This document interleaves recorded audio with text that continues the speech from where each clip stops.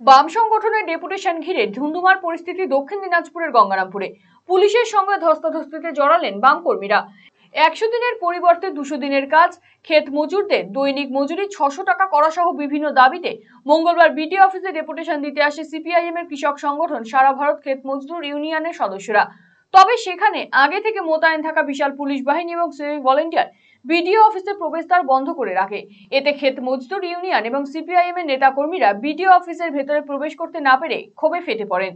এমনকি পুলিশ এবং সিপিআইএম নেতা কর্মীদের সঙ্গে রীতিমতো ধাক্কাধাক্কি এবং ধস্তাধস্তি শুরু হয়ে যায়। এতে ধুন্ধুমার পরিস্থিতি তৈরি হয়।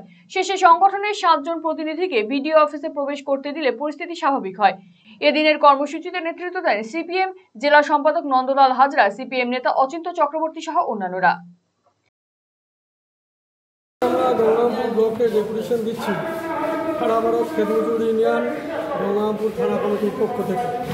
আমরা দীর্ঘদিন থেকে লক্ষ্য করছি এই থানা এলাকায় এই বিডিও অফিসের সঙ্গে পাশাপাশি দুটো office, electric office, BDO office এবং আমাদের বিএলও সাহেবের অফিস।